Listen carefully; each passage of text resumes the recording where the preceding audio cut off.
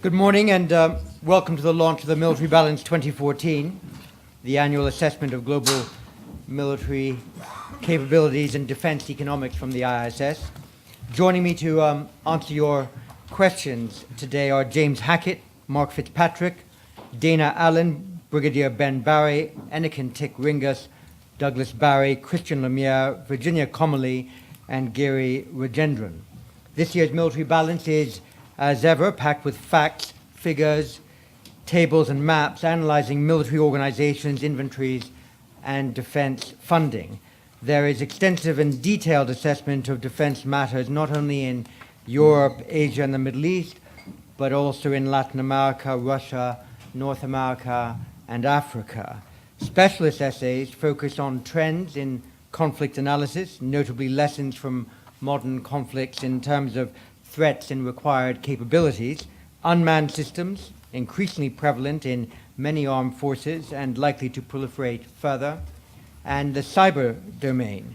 Here, our analysis sets out ways of measuring cyber capability, developing recent work at the IISS, and reflecting our broader research program on cyber power. Meanwhile, the chart of armed conflict is updated for 2014. And I think the chart usefully illustrates the distribution and duration of conflicts that dominate life for governments and societies across the world. We launch this year's Military Balance at a time when defense planners globally are confronted by a fractured and increasingly complex security environment.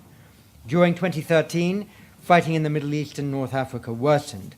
Al-Qaeda allies resurfaced in Iraq, and the civil war and humanitarian crisis intensified in Syria. Conflict in Mali and the Central African Republic inspired outside intervention and highlighted the need for flexibility in planning and capability. Last year was, we said, the year of living tactically. There is little sign so far that 2014 will be greatly different, but while living tactically, defense establishments are still charged with thinking strategically and are doing so particularly in the Asia Pacific. In Asia, the growth of defense budgets is accelerating and military procurements are rising. The shift in the global distribution of military power towards Asia, highlighted by the IISS in recent years, has continued. Meanwhile, most national defense budgets in the West contracted further, and governments grappled with the need to balance financial imperatives against the reality of an uncertain strategic environment. During 2013, Asian tensions were seen in familiar forms like territorial disputes and maritime incidents. These conflicts have become more acute as nationalist sentiment has grown and as initiatives such as Beijing's announcement of an air defense identification zone over part of the East China Sea sparked controversy. Tensions between China and Japan have risen substantially, and there will be a need for some mechanism to manage military-to-military consultations to reduce the risk of tactical encounters at sea or in the air, leading to a strategic crisis between the two. Beijing's latest defense white paper emphasized the need for blue water naval capabilities and reflected China's drive to become a major maritime power. By late 2013, the Chinese aircraft carrier Liaoning had embarked on its third set of sea trials. While it will be some years before China can deploy a fully operational aircraft carrier battle group, the deployment of Liaoning and its escorts into the South China Sea evidently provoked considerable U.S. interest, leading to a close encounter last December between Chinese ships and a U.S. Navy vessel. Meanwhile, construction by other Asian nations of aircraft carriers and similar ships continued. China may be in the early stages of constructing a second flat top, while 2013 saw India launch the hull of its first domestically built carrier, and Japan launched its new so-called helicopter destroyer, the Izumo. Air Force programs are also prominent. Japan has ordered the F-35 Joint Strike Fighter, and it seems likely that Singapore and perhaps South Korea will eventually do the same. India is collaborating with Russia on the T-50 Advanced Combat Aircraft program, while China is continuing to re-equip its Air Force and develop new combat aircraft such as the J-20 and J-31, and strategic transport aircraft such as the Y-20. Asian states are developing and procuring advanced military equipment of types previously monopolized by the West and Russia. Beijing's recent confirmation of a hypersonic test vehicle places China and Russia and the United States as the only countries actively testing such military technologies. Beijing seems engaged in a pattern of developing test beds to match existing Western defense technologies, and the possibility grows that China might at some point deploy new and innovative defense technologies. The growing importance of security and military-related competition in cyberspace was highlighted by the reported activities of China's PLA in this sphere. Other states in Asia and elsewhere are also increasing their investment in both defensive and offensive cyber warfare capabilities, and the leaks by Edward Snowden are likely only to reinforce the rationale for such investments. In the Middle East, while Syria and Iran still dominate regional security calculations, instability persists in other quarters. Militia groups in Libya still wield substantial influence, and Iraq is drawing attention once more. The confrontation in Iraq's Anbar province underlines continuing sectarian tensions and increased violence across the country. Internal population transfers are taking place in Iraq on a scale reminiscent of the start of the civil war in 2004-05. With elections due in April, continuing violence places a greater burden on the capabilities of the Iraqi security forces, and should violence increase still further, their ability to maintain control could seriously be imperiled. In 2013, the Syrian regime's use of chemical weapons provoked a threat, though hesitant of international force, and following Russia's initiative, eventual agreement on the destruction of Syria's chemical stockpile was reached. Having realized that much of the territory it had lost was effectively irretrievable, the Syrian regime has sought to adapt military strategy to shrinking resources and manpower. The armed forces began to transform organizationally and doctrinally to fight an insurgency in a largely urban environment. Still, the regime has not seen a major victory in the last 9 months. For its part, the opposition is unable to strike a decisive blow. Some rebel brigades have agreed to form alliances and pool resources, and there's been a rise in the activity of Salafi jihadi groups heavily dominated by foreign fighters. The prospect of organized foreign intervention to bring an end to the fighting is virtually zero, while the diplomatic track through the Geneva process has yielded nothing of substance yet.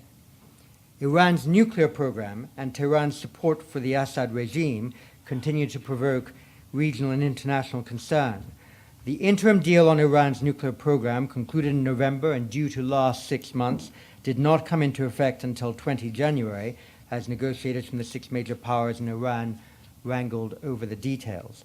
Deep divisions between Iran and the West and attitudes among hardliners on both sides could mean that the best diplomats can achieve later this year is a continuation of the interim deal.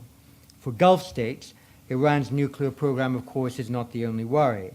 Tehran's missile arsenal, assiduously developed in recent decades, adds to their security concerns. As such, missile defense remains a key priority area for Gulf states. There is an emerging recognition of the need to coordinate regional capabilities in this area. Qatar, Saudi Arabia, and the UAE have bought or are buying Western missile and air defense and strike systems, including standoff air-launched munitions. These and other Middle Eastern states have spent significantly on defense in recent years. As the regional strategic environment evolves, an important question is whether GCC states are able, particularly in the air defense sphere, to work towards greater coordination. While some Middle Eastern and Asian defense procurement deals have generated headlines, countries in other regions are also developing and purchasing much more advanced weapons. States in Latin America and Africa are buying more sophisticated equipment. Russia, despite shortcomings in defense industrial capacity, has a long history of complex weapons research and development and remains a major supplier. Advanced military technologies are proliferating owing to rising budgets, lower technical barriers to entry, increasing application of dual-use technology, and states' willingness to sell such technologies. These include capabilities previously almost exclusively seen in Western armed forces, such as unmanned systems.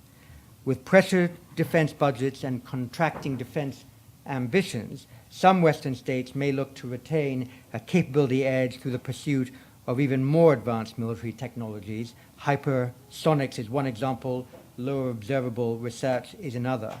But with falling budgets in the West, maintaining investments in research and development will prove increasingly difficult.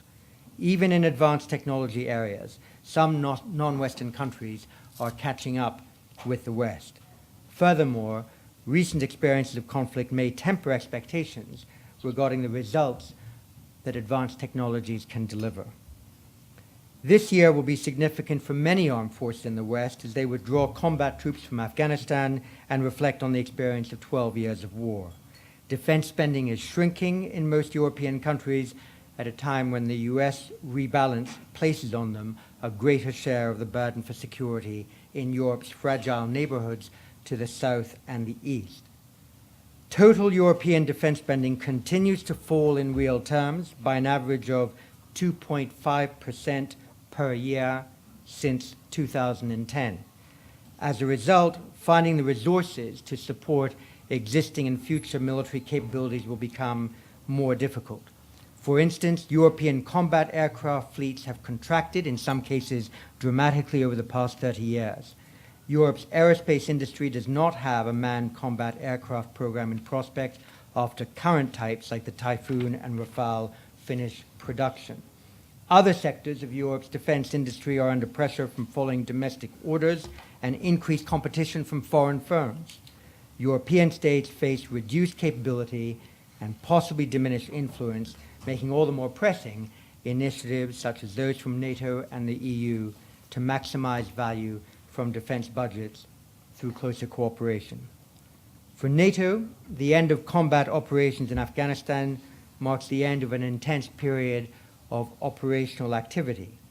Leaders meeting at the Alliance's 2014 summit in the UK will face a range of pressing issues, notably the shape of a post-operational alliance. Although allies are now able to deploy and fight more effectively together, particularly as a result of Afghan operations, maintaining this level of interoperability will be challenging in the face of decreasing spending and the lower operational tempo expected to follow the 2014 ISAF drawdown. On the plus side, NATO has further internationalized as a result of Afghanistan. It developed operational links with a number of non-NATO states, including Australia and Singapore. However, notwithstanding NATO's so-called Connected Forces Initiative and its attempt to rejuvenate the NATO response force, keeping member states and partner nations engaged could prove difficult after Afghanistan as defense policy aspirations potentially contract. While the West still spends over half of global defense outlays in 2013, this is down from 2/3 of global totals in 2010. Overall, although emerging economies continue to ramp up their defense spending levels, defense budget cuts in Western states and the drawdown of military operations in Afghanistan have meant that globally, we estimate real defense spending fell in 2013. These defense cuts accentuate the pace of global change, and there are sharp contrasts between the defense investment prospects for different regions of the world. Whereas defense spending in North America and Europe has stagnated or declined since the 2008 financial crisis, over the same period, real defense outlays in China and Russia rose by more than 40% and 30%, respectively. In real terms, total Asian defense spending in 2013 was 11.6% higher than in 2010. The largest absolute spending increases over the past year occurred in East Asia, with China, Japan, and South Korea accounting for more than half. China now spends about 3 times as much as India on defense, and more than neighbors Japan, South Korea, Taiwan, and Vietnam combined. These outlays are fueling heightened military procurement in a region replete with conflicting territorial claims as well as long-standing potential flashpoints, not least because of the Asia-Pacific's central place in the global economy. The rapid pace of capability development and the potential for accidental conflict and escalation will continue to be of concern. Overall, the scope for competition and potential confrontation is broad. It might develop in different domains, such as space and cyber, through the development of new military technologies, such as directed energy weapons, or even in newly accessible regions such as the Arctic. For the West, what is clear is that the end of the Iraq War and the impending drawdown from Afghanistan mark neither an end to crises inviting Western military responses, nor a definitive end to Western intervention. Events on Europe's periphery will continue to demand attention, and there remains substantial capacity to deploy force there. Whether Western states will be willing to act is a question, of course, that has acquired new poignancy. Debates over what to do about the conflict in Syria, sharpened by the chemical weapons issue, have demonstrated the past decade's wars have left Western electorates and legislatures unsure of the need to intervene and of what might be achieved. Increased violence in Iraq simply underscores these concerns for Western states. It's clear that as well as balancing budgets, capabilities, and risks, states wanting to retain the option of military intervention need now to develop more convincing justifications and explanations for parliaments and populations about the use of their armed forces in international crises. The 2014 military balance, we think, contains the best available public information on defense capabilities, military trends, and expenditure. There will always be debates on the wisdom of the use of military force. It is best that they are conducted on the basis of the objective facts about current capabilities, which the military balance lays out. Thank you very much. That statement in its detail is available outside and online, but this excellent team is ready to take any specific questions provoked by those remarks, or indeed by other things. Barry Al-Mudin.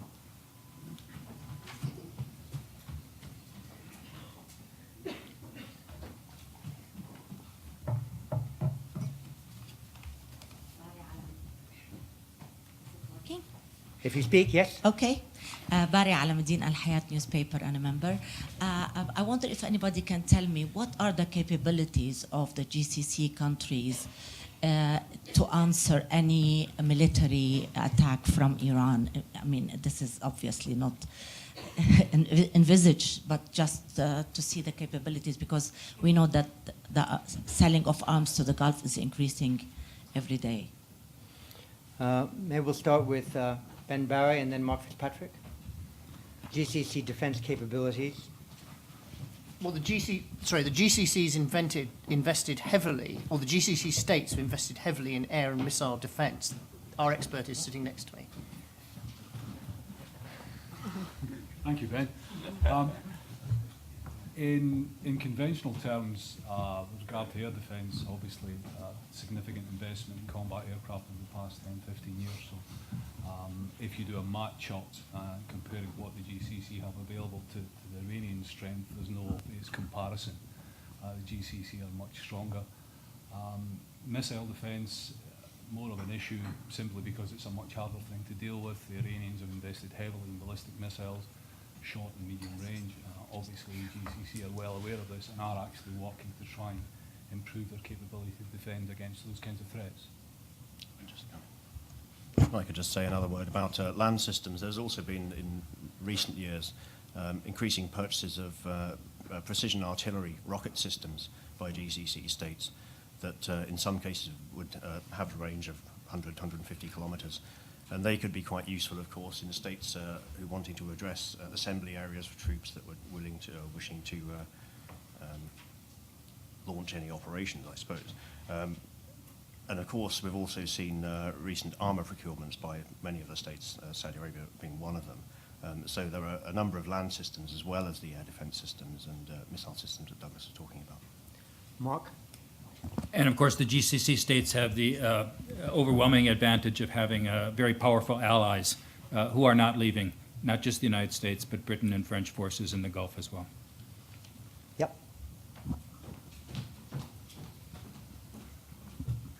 Dominic Dudley, freelance journalist. Just to follow up on that, has the nature of what the GCC states have been buying changed with the thoughts about the US pivoting away a bit from the Middle East towards Asia? Has that changed things? And on Iran more particularly, what do you see the likely end state of a deal being in terms of how much uranium enrichment and things like that Iran is going to be able to have at the end of the day? Why don't we start with Mark Fitzpatrick on the end state of the Iran nuclear negotiations? If there's an end state, and I think that's a big if, I think it's doubtful that the parties will be able to achieve a comprehensive deal given the deep differences between them. But if there's an end state, it will involve some degree of uranium enrichment. How much will depend on how short of a time frame the Western powers are willing to accept in terms of Iran's theoretical capability to make a breakout and produce a weapons worth of highly enriched uranium. If they were to accept, say, a minimum 6-month period of breakout, then the number of centrifuges would have to be reduced to about 4,000 of the first generation variety. If Iran were to introduce more efficient centrifuges of the second generation, then the number would have to shrink. Has there been a change in procurement since the announcement of a rebalance? Well, given some sensitivities in the region to the announcement of military contracts generally, it's quite hard sometimes to see immediate results in the region. And some of the stuff that you see coming out through the Defense Security Cooperation Agency in the US still seems to be contracts that were, or announcements of potential contracts rather, that have been under discussion for some while.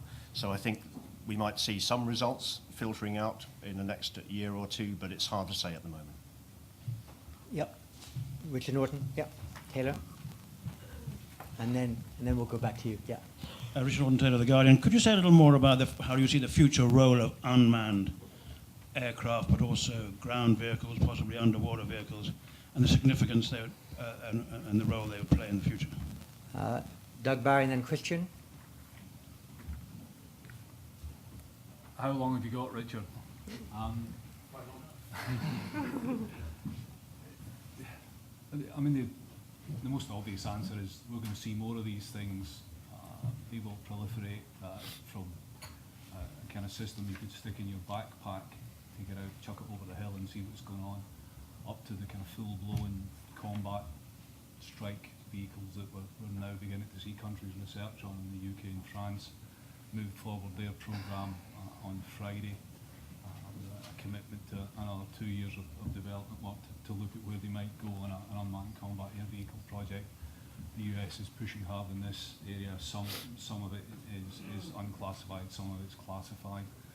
The Russians, the Chinese have unmanned combat air vehicle projects as well. Intelligence, surveillance and reconnaissance vehicles, again, you're going to see lots of these. They will come into the inventories of air forces and become simply part of the air power. It's an element that you're going to see more and more of. I suppose there's a debate, or the argument is to what extent they will actually eventually replace the manned or the crewed combat aircraft. I think that if you look at the start of this century, people thought that they would eventually replace the manned combat aircraft. I think there's been a step back from that to some extent, that you'll see mixed fleets of unmanned systems and crewed aircraft for quite some time. Christian. Yeah, in the maritime field, I think we begin to see the maritime unmanned vessels have lagged behind UAVs to some extent because they haven't been as specifically relevant to the various roles and missions in the maritime field. But I think we're now beginning to see a critical mass in the maritime field as well. UUVs have been tested and used in the mine countermeasures role, for instance, and have proven their worth in that sense. And there is investment going into various other roles and missions that UUVs could accomplish, as well as unmanned surface vessels as well. So I think there's certainly a lot of interest from various militaries. There are various roles that they could perform, not just MCM, but also patrol. There are problems to some extent that haven't yet been overcome in, for instance, the launch and recovery of unmanned underwater vehicles.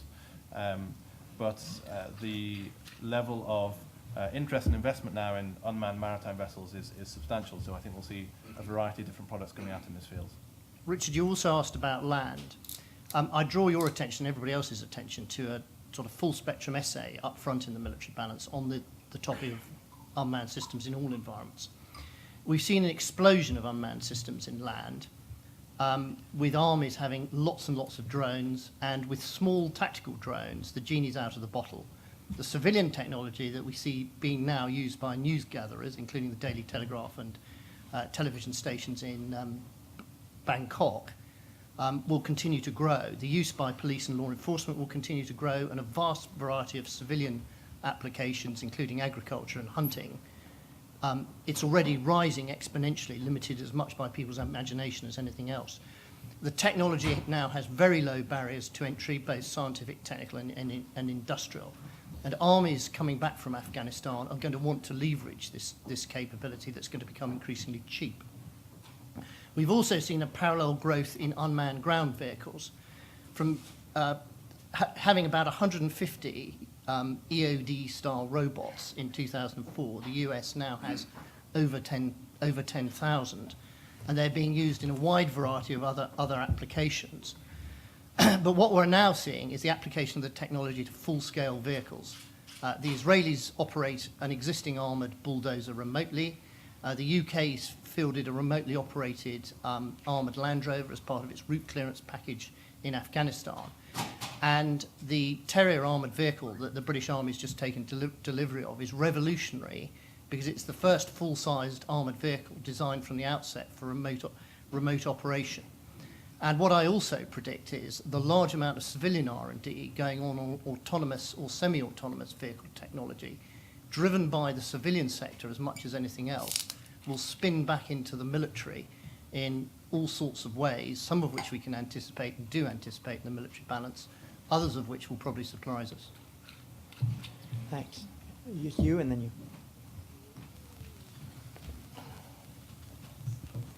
Sebastian Borger, I write for the German newspaper Die Welt. I'm interested in Syria. The Crown Prosecution Service has recently warned Brits from traveling to Syria. They'd be severely punished on return or even on leaving the country. Do you have an estimation as to how many Brits and indeed citizens of other Western countries, Germany, France, are involved in the fighting? And generally, how do you judge the balance of the fighting on the battlefield at the moment? Thanks. Do you want to do balance on the battlefield? Neither side has decisive advantage. The rebels are probably hampered as much by the lack of unity between the various rebel groups and the factional infighting. And I think it's unlikely that we'll see a decisive shift on the battlefield for at least 6 months. I don't know whether anyone wants to take an estimate on foreign fighters from the UK or other European countries. I've heard various estimates of several hundred fighters.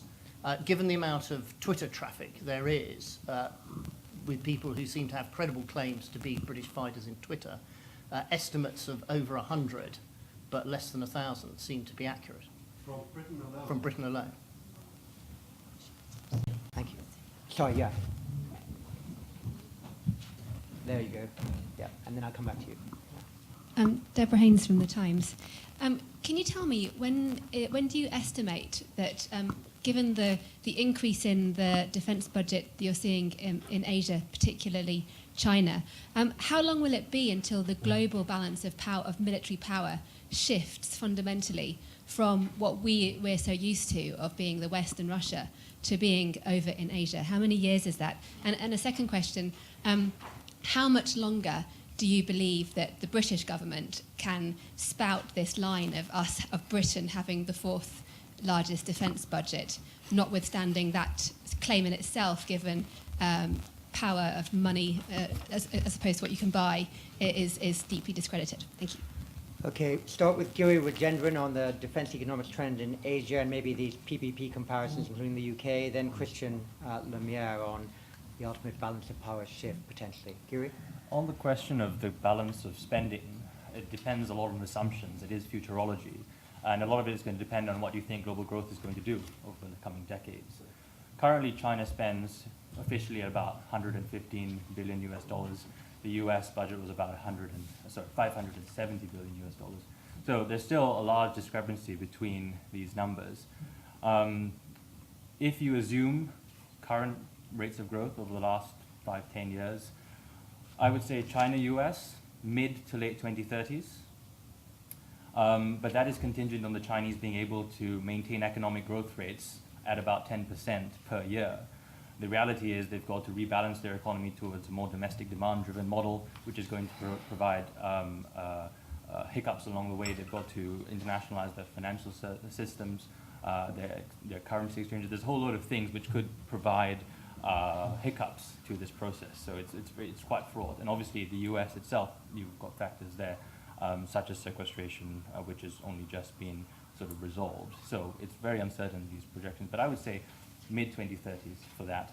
On the UK spending in the fourth on the league tables, in fact, in this year's book, we say the UK is fifth. And that's a product of the increases we've seen in Saudi Arabia over the last 5 years or so. We've seen significant increases there, which means that we think it's an estimate, the Saudi spend, because they're not particularly transparent and they release it after the fact. But we think the Saudis are probably spending slightly more than the UK at the moment. So I think it's a question of time before the UK gets done. Thanks. Christian? On the issue of the global balance of power, this is an unquantifiable measure and a phrase that I'm not sure how much meaning there is behind it. The US remains the preeminent military power in the world. It remains the only military power that is able to deploy in substantial numbers globally and on multiple fronts at any one time. China does have a development program that's outlined in 3 stages that anticipates that by 2050 it will be a military power to rival that of the US currently. That obviously relies on continued economic growth within China, sustainment of its domestic stability, and lots of other factors as well. So whether that will actually be reached is unclear. You can look at various different measures to think about global balance of power. If we look at aircraft carriers, for instance, it's likely that by the end of this decade, or within 10 years, China may have 3 aircraft carriers. India will likely have 3 aircraft carriers.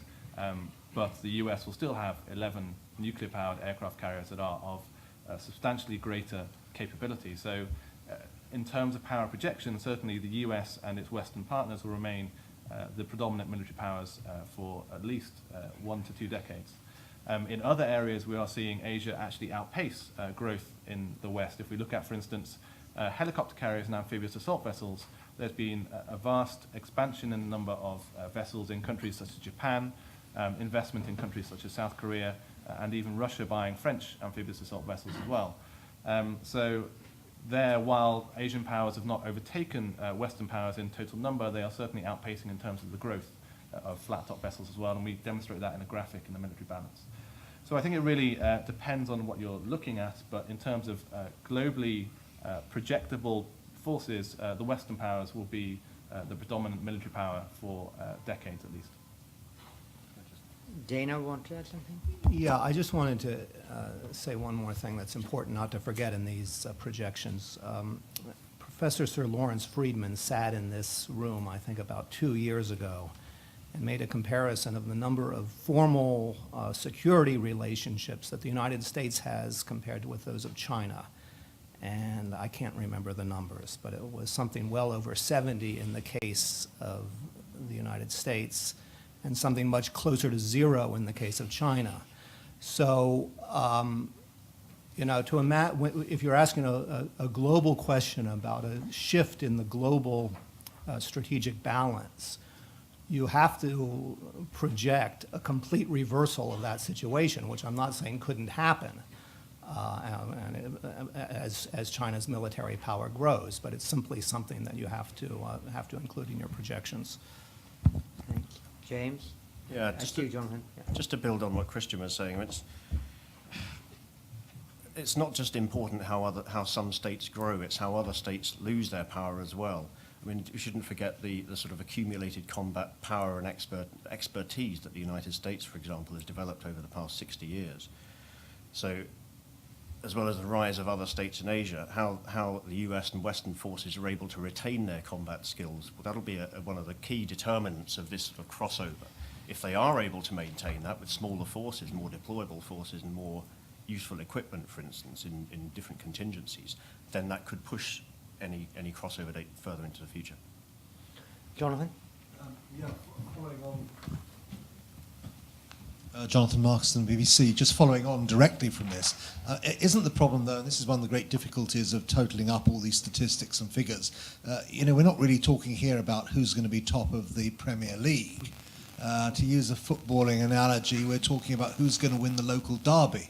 What China has to do is not rival the United States as a global superpower. It has to be able to muster sufficient force and capabilities to deny access of American forces to the areas which it regards are its own strategic backyard. And so with that in mind, how soon do you see the Chinese, with this extraordinary array of area denial systems and so on, seriously being able to rival the sort of forces that America could put into that region?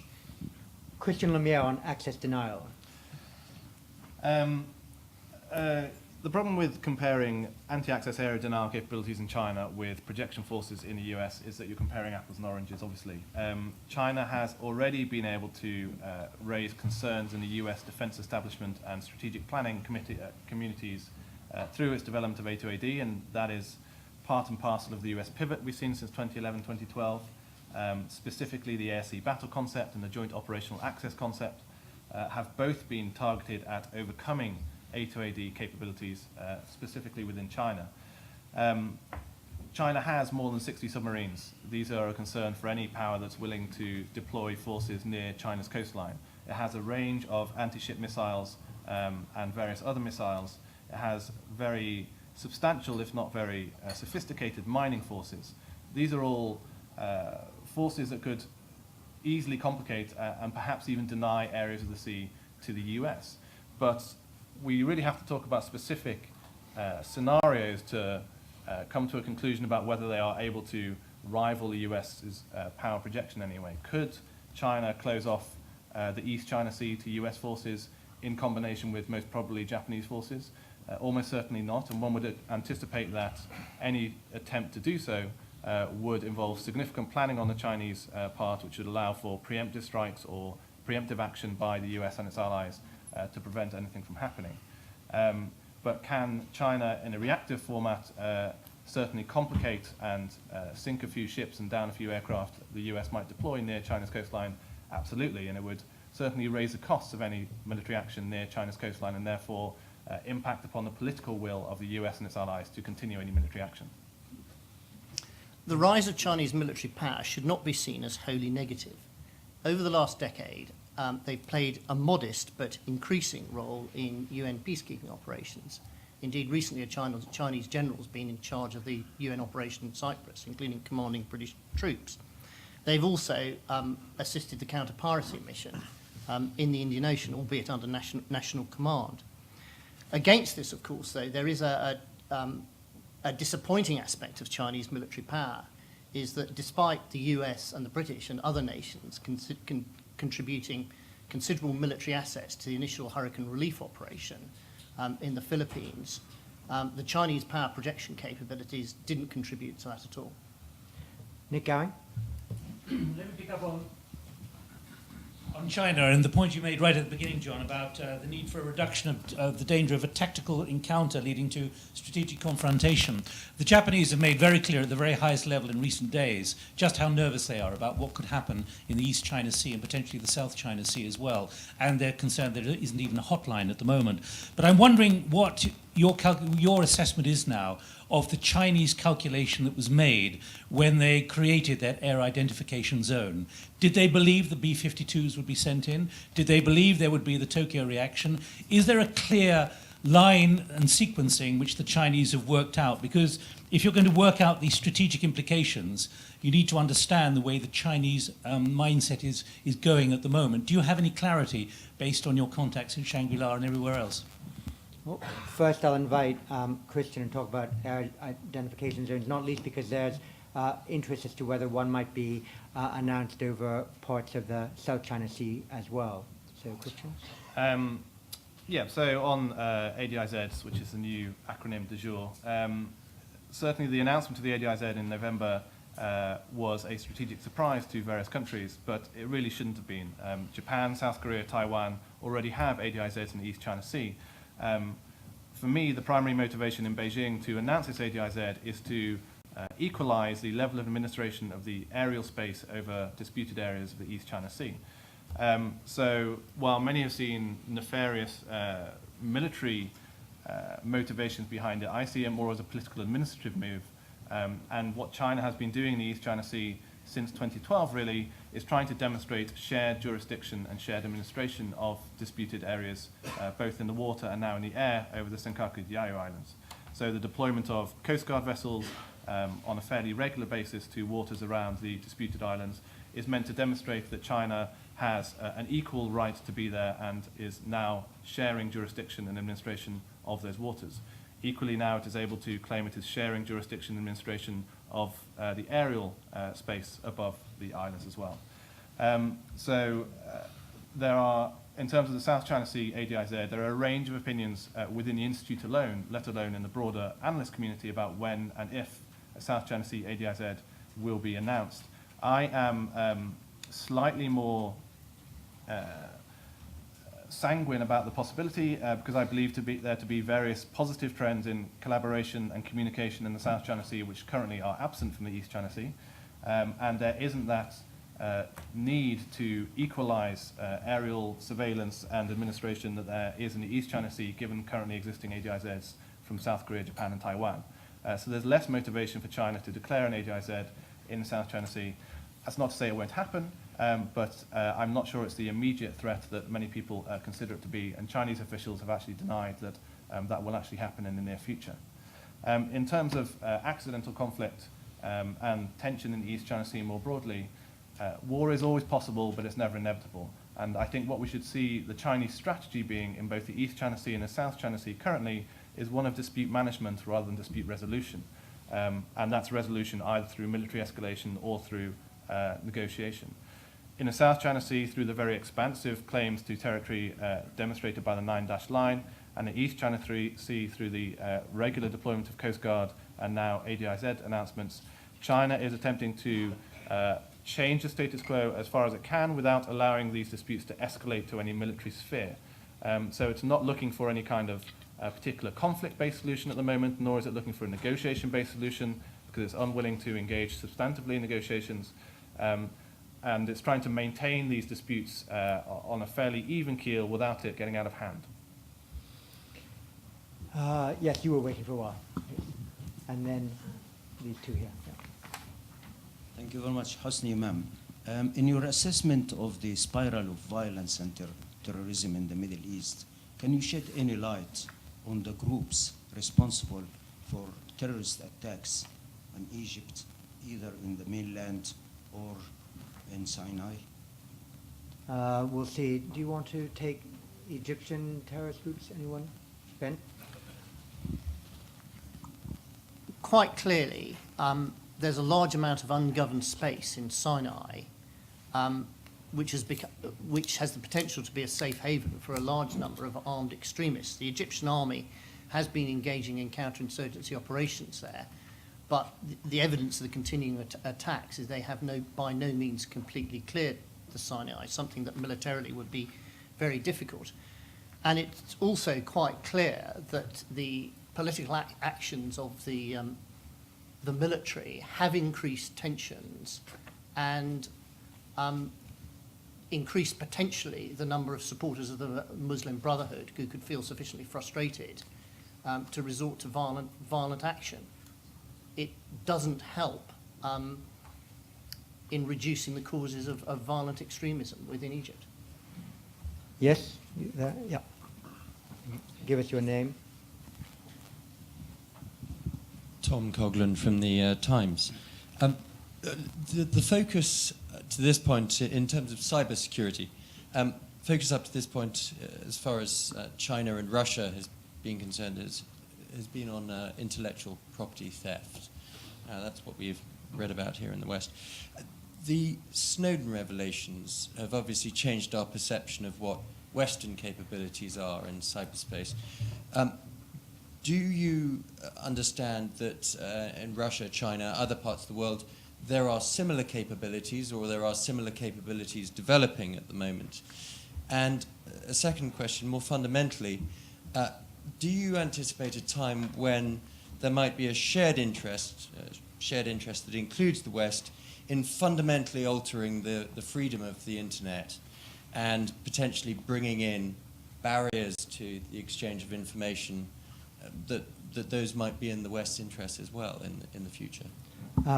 in a moment, I'll bring in Anakin Tick-Ringas to answer, I think, both those questions. But just to say that the IISS is trying to engage in an awful lot of intense work on developing a methodology for how to measure cyber capability with, in inverted commas, military dimension, and to try to assess which countries have significant cyber capabilities. We've identified about 30 who probably do. And once we establish this methodology and publish it in a dossier, which we hope to do within this calendar year for sure, we'll want to blend that analysis also into future editions of the military balance. So analyzing that fifth dimension of power is something that we wish more methodically to do, but for that you actually have to develop quite a sophisticated methodology. So perhaps on that methodology and what we think now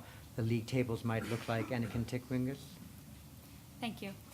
Now, yes, as mentioned, in terms of cyber, we have taken basically task to look into two extremes, like an optimistic assessment of capabilities, real capabilities, and the conservative.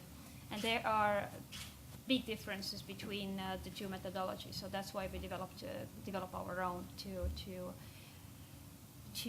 for forward purposes. Now, as to your question of Snowden and taking that into perspective, capabilities, then what I think we have seen in the past few months is that there still tends to be only one cyber superpower in the world.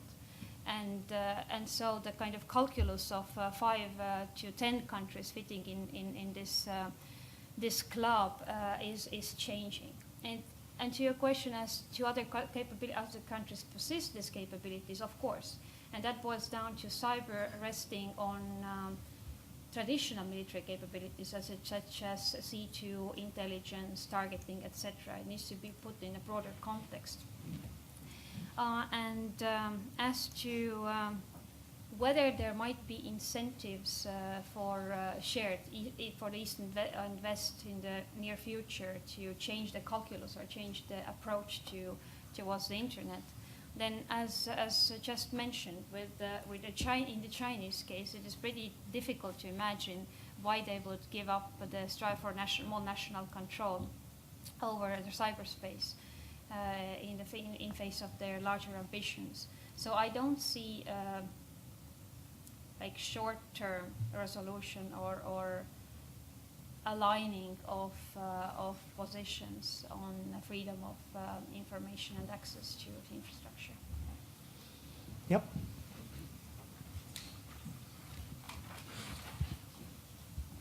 Hi, Sam Nussi from the Japanese newspaper Nikkei. I wanted to ask, for Asian nations more broadly, to what extent do you see territorial disputes as being the major factor propelling forward defence spending? And secondly, regarding Shinzo Abe's recent actions, such as visiting the Yasukuni Shrine, do you see that as being damaging for stability in the region? Thanks.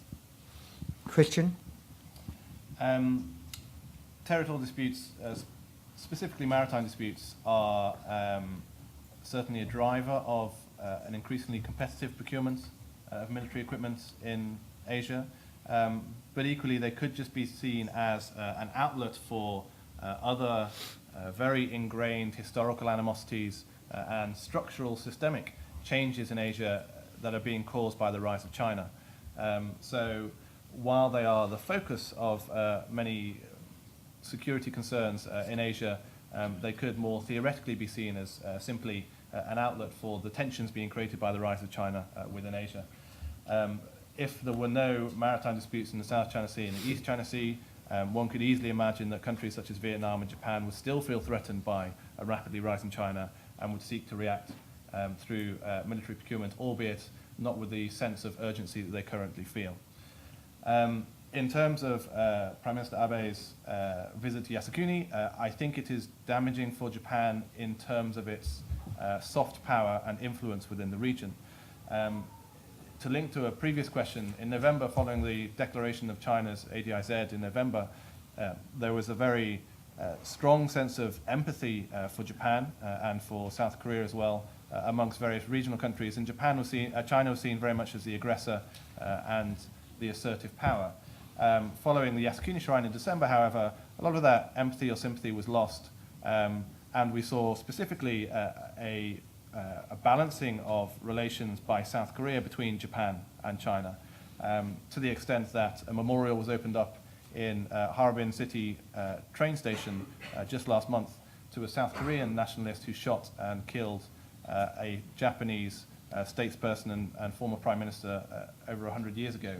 And that was lauded by South Korea as a recognition of Japan's previous imperial so-called atrocities in the region, and also with China, obviously. So movements like the Yasukuni Shrine, but also school textbooks, a perceived inability to completely reconcile Japan's history with its current, is, I think, harming Japan's influence in what would otherwise be very strong allies such as South Korea, and perhaps further overseas as well. Yes. And then we'll come to the front and we'll close that, yeah. Ali Bahajub, North-South Publications. Do you think that the Central African Republic conflicts will be contained or will actually spread into their neighbors? And also, do you think that the situation in the Sahel, or security situation in the Sahel, will be contained or will get out of hand? Thank you. Virginia Comely, Sahel, Yes. and then CAR. Sure. With regard to the Sahel, the French government, who of course is very much involved in the region, has recently announced a change or a broadening of its military engagement. And in fact, they were due to withdraw some of the troops deployed there. But actually, the troops will remain at the same number, around 3,000. But the type of deployment will be different. And 3 key states have been identified as the key entry points for France in the region, being in Côte d'Ivoire, Abidjan, in Chad, and also in Niger. So basically, they will have very important logistics hubs, UAV hubs, and also air power hubs that will be used in the future in order to more effectively tackle the possible Mali-type crisis, which of course in the Malian experience have thought a lot in terms of what is needed and the importance of having pre-positioned troops in the region to be able to react very quickly. So I think that is a very, very positive development. However, personally, I'm not very optimistic about the future of the region. And it's not just Mali that continues to be unstable. There is a continuation of attacks in the north, and also the groups. So some of the fighters that have moved out of Mali over the past year or so, I think they're likely to be regrouping as we speak in more remote parts of northern Mali, but also in neighboring countries. And I think this is the neighboring countries here is the key, because we shouldn't look at the problem as just the problem of one nation, Mali, but it really is a regional security problems with fighters who move across borders and cooperate. There is an increased cooperation among all these groups active across the Sahel and West Africa. Moving on to the Central African Republic. Of course, we have already seen some movements of fighters. For instance, we have seen fighters from the Central African Republic being present in Eastern Cameroon. And we've seen fighters, and of course some of these militia, the Seleka, they themselves are foreigners. Some of them come from Sudan and other places. So I think it would be very hard to contain the violence within the borders of the Central African Republic, and I think we're going to see a continuation. Also because we are talking about over 20,000 of these fighters only on the Seleka side. So how those fighters are going to be disarmed and reintegrated, I think that would be a very big question to answer. Just to build on what Virginia is saying, one of the problems of the CAR is it's developed into a complex intercommunal problem and a dispute that's leading to increasing violence, as we've seen. I think it's a report of 75 deaths over the last few days. So, looking at hard numbers, I think is slightly misleading, because it has a potential to grow still further, which is, I think, why it's important that the attention and engagement of the international community and the African Union-led force grows and develops. And I think at the moment it's still quite limited in the capabilities, given the limited numbers it has to deploy there. The EU, I think, has talked about deploying a military force, again, of only a few thousand in number. You really need to engage more fully with that state and create more security across the entirety of the country, really, to try and damp down this intercommunal tension. And I think that part of the problem in terms of security forces in the CAR is how do you then address intercommunal tensions within the armed and security forces? It'll be a long-term process that I think requires a whole raft of security sector reform measures and long-term engagement by the international community. In the front.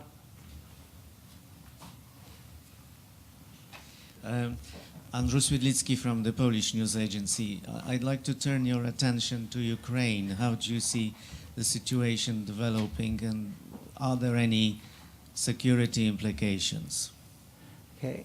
Actually, could I just ask Nick Redman, who's sitting here in the front row, to answer that for the ISS? Thank you. How the situation develops is very difficult to say because it's extremely complex. Let me just give you one example. We now have a situation where there is a prime ministerial vacancy. And to solve that to the satisfaction of all parties, when the parties include the opposition protesters who are occupying central Kiev, the opposition leaders, the oligarchs that are around Yanukovych, the oligarchs that are not around Yanukovych, parliamentary majority, and then the Kremlin is actually incredibly difficult. I mention the Kremlin now because as a result of those 2014 deals that were done on debt purchase and on gas reduction, debt purchase over the course of the year, gas reduction on a quarterly basis. In effect, the Kremlin holds Yanukovych's re-election budget in its hands. So an exit from this situation is very difficult to see how it can happen. Security implications, it's difficult to say. I think a lot of the speculation around Ukraine breaking in two is overblown. I don't think this is primarily now about EU accession either. I think it's about the suppression of certain civic freedoms as a result of the laws that were passed on January 14th and have now been pulled back. I don't feel that there is any prospect of intervention during the Sochi Olympics. Beyond there, I'm not really sure. You said, yeah. Thank you. It's Masato Kimura, Japanese freelance journalist. So Giri give us the concept in mid-2030s, spending parity between China and US. And Christian said in 2050s, military parity could come. And Kevin Rudd, Australian Prime Minister, said to us in this institution, late 2040, so China has a centenary dream to catch up with the US in the military bases. And so could you explain more why three ideas? How can I combine three ideas? And if I may, I could have a second question. So Chinese model and Western model. So in my view, the US can now enjoy a shale gas, but Facebook has a twofold company worth, but 100 employees. And so this produces a huge discontent in the Western world. And so democracy and economic model could collapse in the West. And so could you imagine the US can keep superiority of the economy and the political model in comparison with the Chinese model? Perhaps could I invite everybody to take a pass on the sort of meta-history question at the last, but try to recalibrate one more time our understanding of the China-US peer competitor issue. Christian, one more? Yeah, maybe I'll just pick on the budget briefly. Late 2030s to 2050s, I mean, my view is they'll start to rival US expenditure, annual expenditure, by the late 2030s, maybe early 2040s. How do you square this sort of 15-year sort of time frame? Just because you're spending the same amount as the US in a given year doesn't mean you've built out the defense investment capability over the course of years for you to rival them in your total capability sort of stock holding of equipment. For example, the US has been spending in real terms about $500 billion every year for the last 60 years. That's a cumulative defense outlay in 6 years of about $30 trillion. If you take the similar numbers for China over the last 30 years, you get something less than $1 trillion. So even if they start ramping up, and they're still spending about a fifth the amount Americans spend, even if you ramp that up to a rough parity in the late 2030s, it will still be 10, 15 years before you start building up that sort of capital stock that you can start talking about military parity or something approaching military parity. So that's on the 15 year. Yeah, I agree wholeheartedly with Giri. I mean, the three estimates you talked about are parity in defence spending, the former Australian Prime Minister's assessment of rough military parity, and the Chinese official assessment of when they would like to be of equal global power militarily to the US, which is 2050. Whether they will reach that 2050 goal or not is reliant on a variety of different factors. But as Giri said, spending does not necessarily equal military power. That spending could, for instance, be going to a very personnel-heavy base, which could be focused on border security rather than power projection. And currently, China has roughly 800,000 people in active service more than the US, which is a significant expenditure. And salaries are increasing in China at a far more rapid rate than they are in the US as well. And as Giri said, the US has hundreds of years of military experience on a regional and extra-regional basis. China has been deploying outside of its region for the last, well, now 5 years. So there's a vast difference in the amount of experience between the two militaries. There's differences in terms of priorities of spending currently, and that will extend into the future as well. So it's impossible to predict with any great accuracy when China will become equal to US military power, and I'm not sure what that phrase actually means either. But one will see continued attempts by China to be able to develop its power projection capabilities, which will allow it to become a more globally relevant power, and may see it intervene in various parts of the world more frequently along the US and previously UK and French model of intervention in military power. Thank you very much. Could I just conclude with a remark inspired by one quarter of Nick Gowing's question, which is this, that much of the discussion here is focused on issues of the balance of power in the Asia-Pacific, questions of military competition, issues surrounding military expenditure and their effect on the ground. And in our view, and I think as everybody has implicitly agreed, what these questions give rise to is the need for increased defense diplomacy in the Asia-Pacific. And we're really delighted that we established over a decade ago the Shangri-La Dialogue precisely to encourage that defense diplomacy.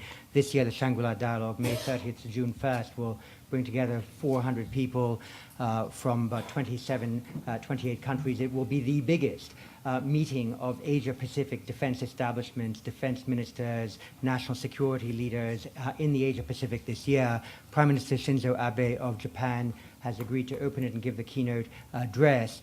We in preparatory meetings have had many discussions with the uniformed military officials of the Asia-Pacific countries and have sought to encourage quiet dialogue on a military-to-military level precisely to encourage the sort of confidence building that many people have referred to, and I hope this year's Shangri-La Dialogue will lead to, at least at a military-to-military level, the types of defense understandings that could help prevent and avoid conflict in the Asia-Pacific. But thank you all for coming to this Military Balance 2014 launch. The book is available outside, as is this press statement. Thank you.